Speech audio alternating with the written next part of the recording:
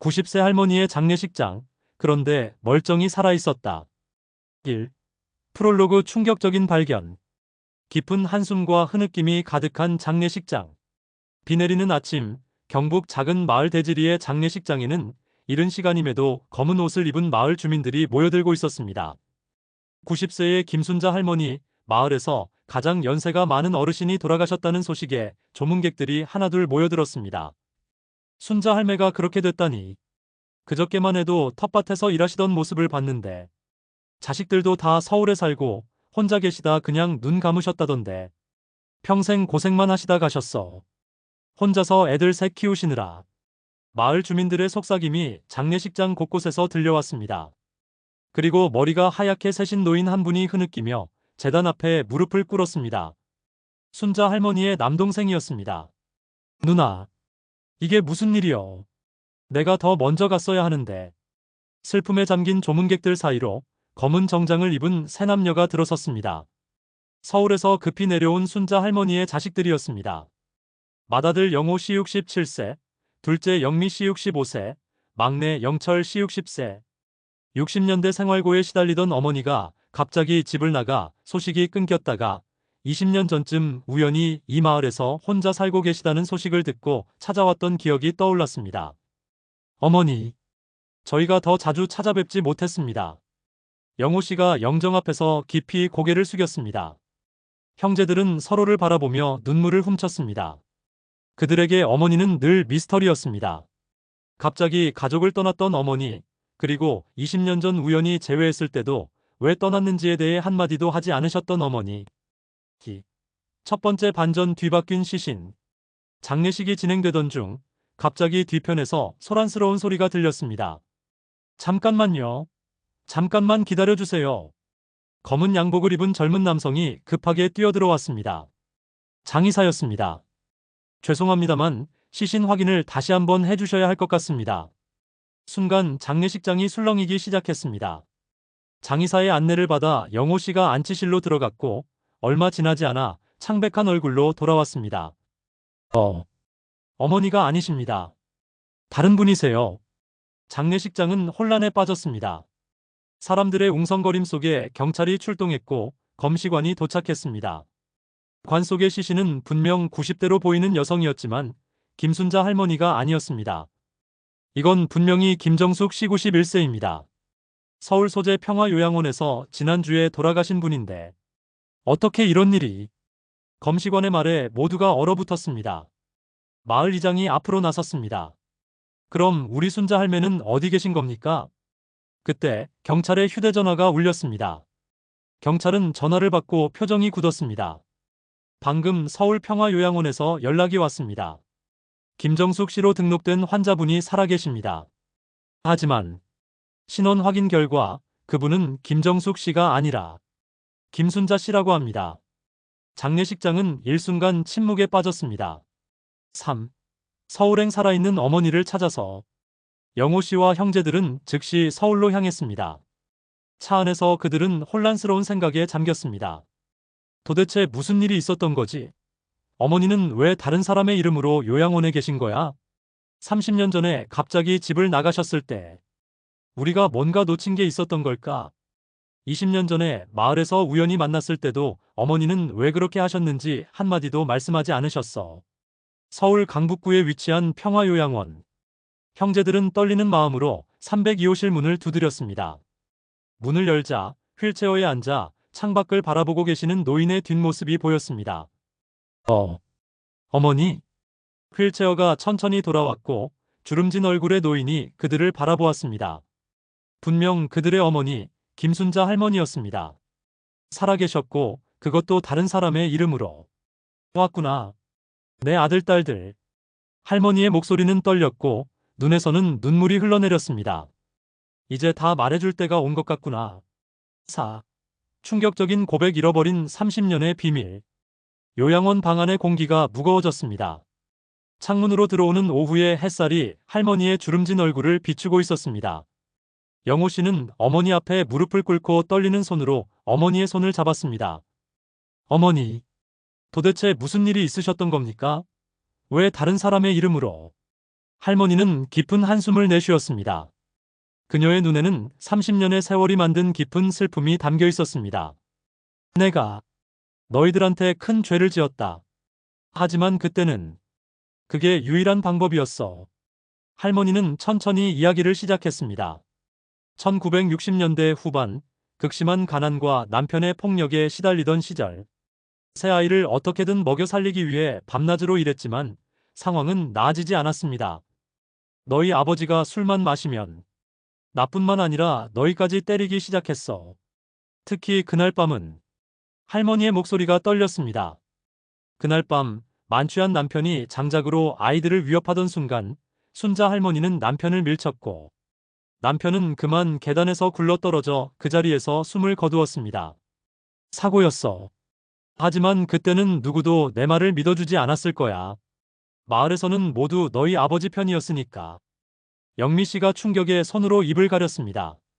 영철 씨는 벽에 기대어 서서 굳은 표정으로 창밖을 바라보았습니다.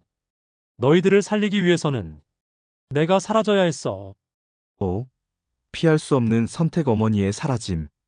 할머니는 그날 밤의 기억을 더듬었습니다. 남편의 시신을 발견한 이웃들이 경찰을 부르기 전 그녀는 급히 짐을 챙겨 집을 나섰습니다. 아이들은 깊이 잠들어 있었고 그녀는 마지막으로 아이들의 얼굴을 보며 눈물을 삼켰습니다. 너희 큰이모에게 편지를 남겼어. 내가 멀리 떠난다고. 그리고 너희를 잘 부탁한다고. 할머니는 당시 서울로 올라가 이름을 바꾸고 청소부로 일하기 시작했습니다. 그리고 남편의 죽음은 갑작스러운 심장마비로 처리되었습니다. 매달 조금씩이라도 너희에게 돈을 보내고 싶었어. 하지만 그럼 내 흔적이 드러날 테고 경찰이 의심할 수도 있었지. 할머니의 눈에서 눈물이 흘러내렸습니다. 그녀는 서울의 한 부잣집에서 가정부로 일하며 몰래 자식들의 소식을 듣기 위해 고향 사람들을 찾아다녔습니다. 너희가 이모 손에서 잘 자라고 있다는 소식을 들을 때마다 그게 내 유일한 위안이었어. 6. 운명의 장난. 20년 전의 우연한 만남. 영호 씨가 떨리는 목소리로 물었습니다. 그런데 어머니, 20년 전 갑자기 마을에 나타나신 이유는 무엇이었습니까? 그리고 왜 진실을 말씀해 주지 않으셨나요? 할머니의 얼굴에 쓸쓸한 미소가 번졌습니다. 그때 나는 암 진단을 받았어. 의사는 6개월 시한부라고 했지. 죽기 전에 너희를 마지막으로 한 번만 보고 싶었어. 하지만 의사의 예상과 달리 할머니는 기적적으로 암을 이겨냈습니다. 그리고 자식들과 재회한 기쁨에 마을에 정착하기로 결심했습니다. 하지만 진실을 말할 수는 없었어. 30년이 지났어도 살인자의 딱지를 붙이면 너희 인생에 큰 상처가 될까봐. 영호 씨의 손이 떨렸습니다. 그는 어머니의 손을 더 단단히 잡았습니다.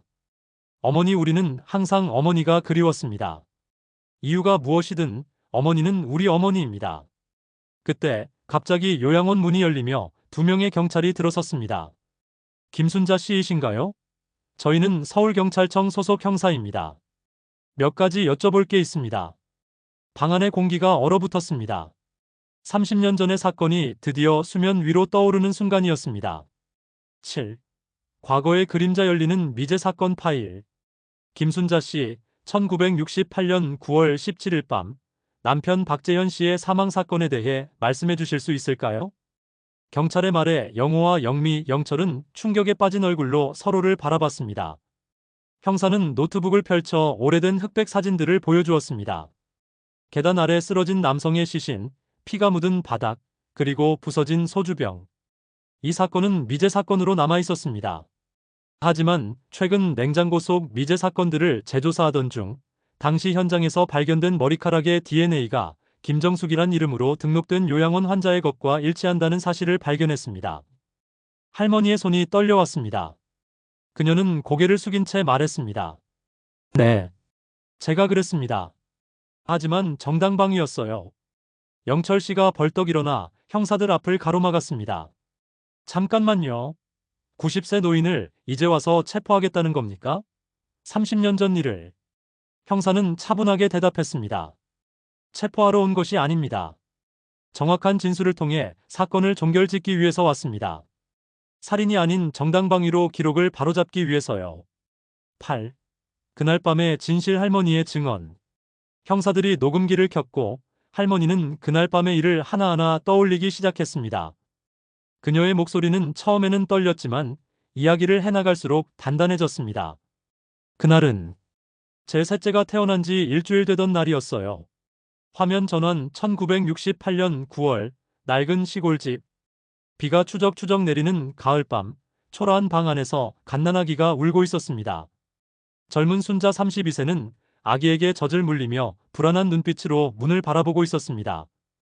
방 안에는 7살 영호와 5살 영미가 웅크리고 앉아 있었습니다. 여보, 오늘은 제발 술 마시지 말고 일찍 들어와요. 순자의 기도는 허공으로 흩어졌습니다. 밤 11시, 대문이 거칠게 열리는 소리와 함께 만취한 남편 박재현 36세의 비틀거리며 들어왔습니다. 야, 이 돈 안 되는 년. 애는 왜 자꾸 낳는 거야? 먹여 살릴 방법이나 있어. 순자는 아이들을 방 구석으로 숨기고 남편 앞에 무릎을 꿇었습니다. 여보, 오늘 읍내 참기름 공장에서 일자리 얻었어요. 내일부터 일할 수 있대요. 제발 화내지 마세요. 하지만 재현은 이미 이성을 잃은 상태였습니다. 그는 순자의 머리채를 잡아 끌며 소리쳤습니다. 너 때문에 내 인생이 이 모양이 된 거야. 그리고 재현은 부엌에서 장작을 들고 와 아이들을 향해 위협적으로 다가갔습니다. 이 못된 새끼들 안 나오면 될 것을 다 죽여버릴까. 순간 순자의 눈앞이 새하얘졌습니다.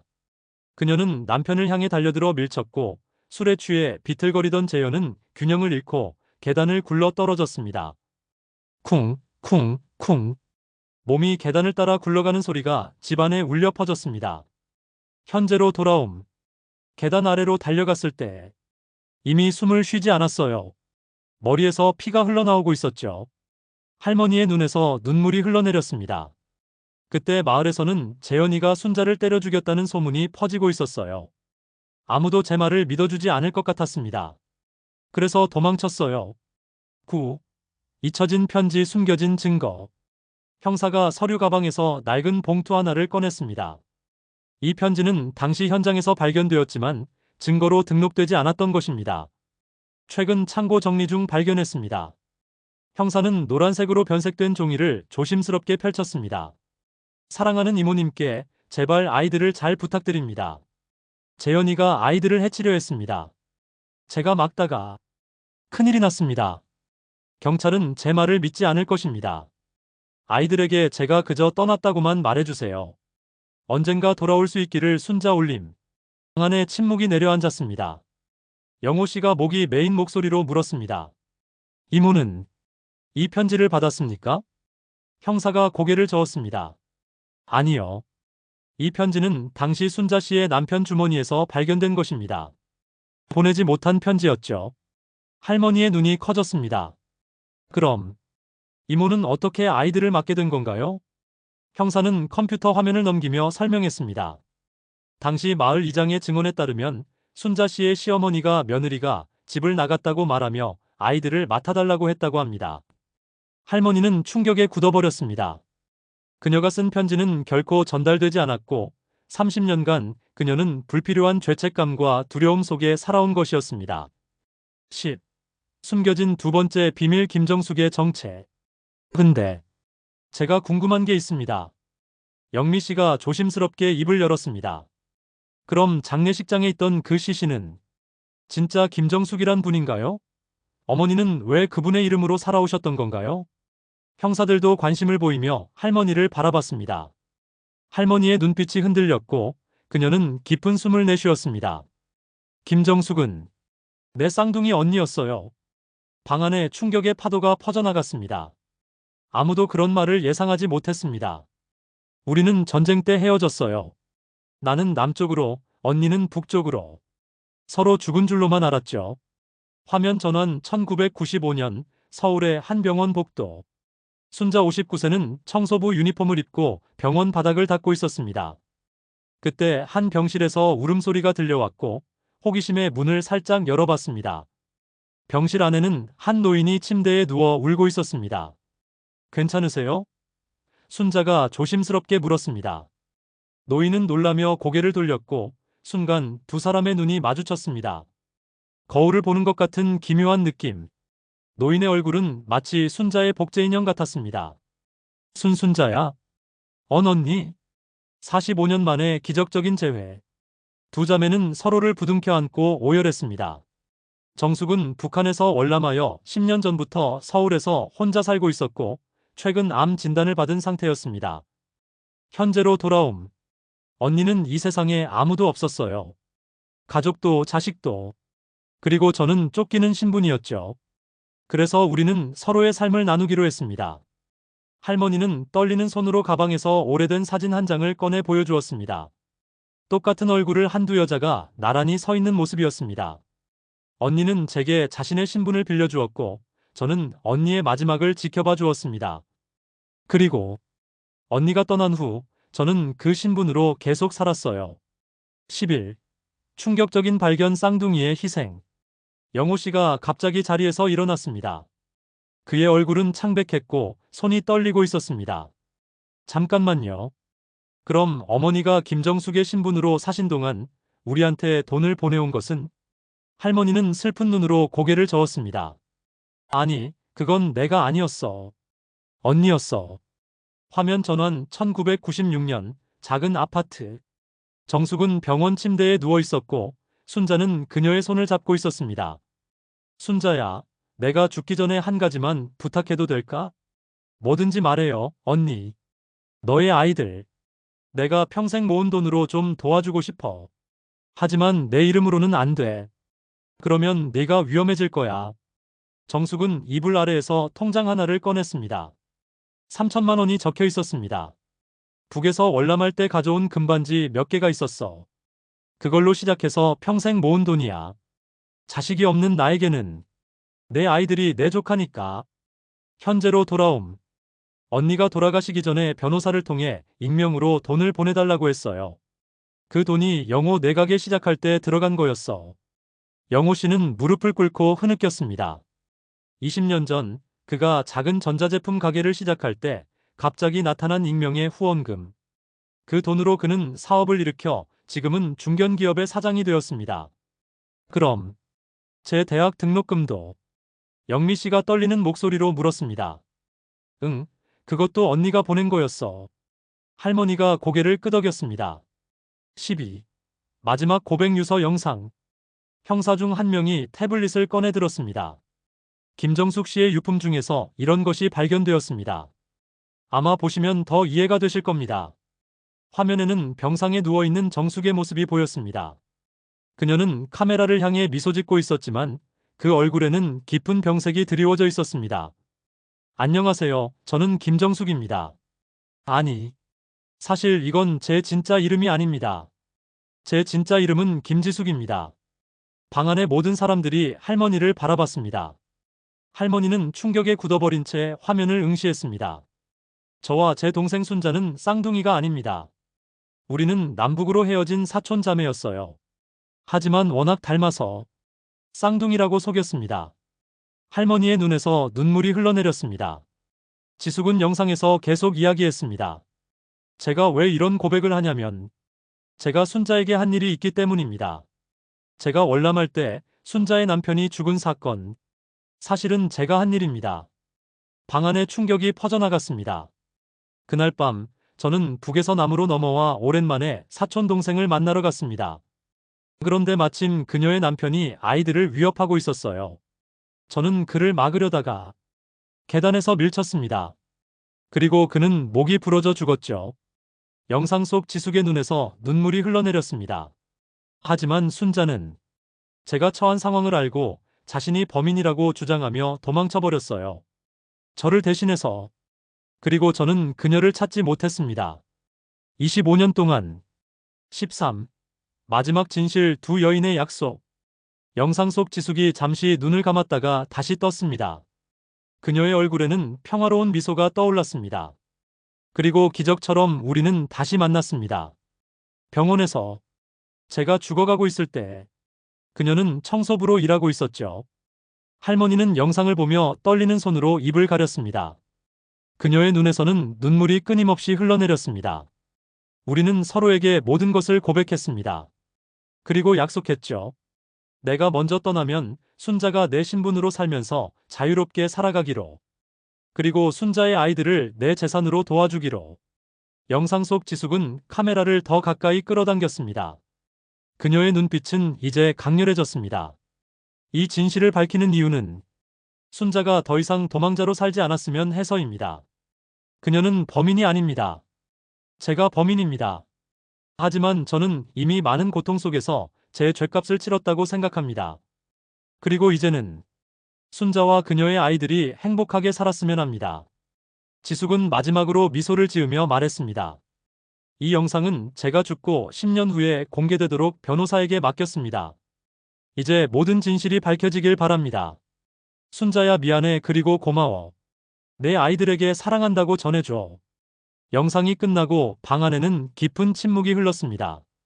형사들은 서로 눈빛을 교환했고 나이 많은 형사가 마침내 입을 열었습니다. 이 영상은 김지숙 씨가 돌아가시고 정확히 10년 후인 지난주에 변호사 사무실에서 저희에게 전달되었습니다. 법적으로 이 사건은 이제 종결됩니다. 두 분 모두 범인이 아닙니다. 14. 운명의 장난 시신의 미스터리. 영철 씨가 갑자기 고개를 들었습니다. 잠깐만요. 그럼 장례식장에 있던 시신은 누구였던 겁니까? 형사가 태블릿을 조작하더니 한 여성의 사진을 보여주었습니다. 이분은 한미자 씨 89세. 요양원에서 김정숙 씨와 같은 방을 쓰셨던 분입니다. 두 분이 매우 친하셨다고 해요. 한미자 씨가 돌아가시자 요양원 직원들이 실수로 김정숙 씨의 이름표를 달아 장례식장으로 보냈고, 그러다 보니 김순자 씨의 고향 마을로 시신이 가게 된 것입니다. 그럼 마을에서 발견된 일기장은? 영미 씨가 물었습니다. 그것은 김순자 씨, 즉 어머니께서 20년 전 마을에 돌아오셨을 때 쓰신 것으로 보입니다. 마을에 계시는 동안 어머니께서는 종종 옛 기억을 떠올리며 일기를 쓰셨다고 하더군요. 15. 화해의 순간, 가족의 재결합. 형사들이 모든 서류를 정리하고 일어섰습니다. 이제 저희가 할 일은 끝났습니다. 모든 기록은 수정될 것이고 김순자 씨에 대한 모든 혐의는 공식적으로 없던 일이 될 것입니다. 형사들이 떠난 후 방 안에는 할머니와 세 자녀만이 남았습니다. 깊은 침묵 속에서 영호 씨가 천천히 할머니 앞에 무릎을 꿇었습니다. 어머니, 평생 얼마나 힘드셨습니까? 할머니는 아들의 머리를 쓰다듬었습니다. 그녀의 주름진 손가락에서는 평생의 고통이 느껴졌습니다. 괜찮아, 내 아들아. 너희들이 잘 자라준 것만으로도 나는 행복했어. 영미와 영철도 다가와 할머니를 껴안았습니다. 그들의 어깨는 흐느낌으로 떨렸습니다. 우리가 이제부터라도 어머니와 함께 살겠습니다. 더 이상 혼자 계시지 않을 거예요. 창문으로 들어오는 따뜻한 햇살이 네 사람을 비추었습니다. 55년의 아픔과 그리움이 마침내 녹아내리는 순간이었습니다. 16. 에필로그 새로운 시작. 화면 전환 6개월 후 서울 교외의 작은 주택. 봄날의 정원. 벚꽃이 흩날리는 마당에서 할머니는 휠체어에 앉아 미소 짓고 있었습니다. 그녀 주위로는 손주들이 뛰어놀고 있었고 영호와 영미, 영철은 바비큐를 준비하고 있었습니다. 할머니, 이 꽃 예쁘죠? 할머니한테 드릴게요. 어린 손녀가 들꽃 하나를 건넸습니다. 할머니는 꽃을 받아들며 눈시울을 붉혔습니다. 그녀는 조용히 하늘을 올려다보았습니다. 지숙 언니, 보고 있나요? 당신 덕분에 나는 이제 행복해요. 영호가 다가와 할머니의 어깨에 담요를 둘러주었습니다. 어머니, 오늘 좋은 소식이 있어요. 어머니 이야기를 담은 다큐멘터리를 방송국에서 만들기로 했습니다. 두 여인의 약속이라는 제목으로요. 할머니는 놀란 눈으로 아들을 바라보았습니다. 내 이야기가 다른 사람들에게 도움이 될까? 네, 어머니. 가정폭력에 시달리는 여성들, 그리고 그 시대를 살아온 많은 어머니들에게 위로가 될 거예요. 그리고 어머니와 지숙 이모의 우정은 모두에게 감동을 줄 겁니다. 할머니는 천천히 고개를 끄덕였습니다. 그녀의 눈에는 평화로운 빛이 어렸습니다. 그래, 내 이야기가 누군가에게 도움이 된다면 내 고통도 의미가 있겠지. 카메라가 천천히 멀어지며 행복한 가족의 모습을 담습니다. 그리고 화면 위에 글자가 떠오릅니다.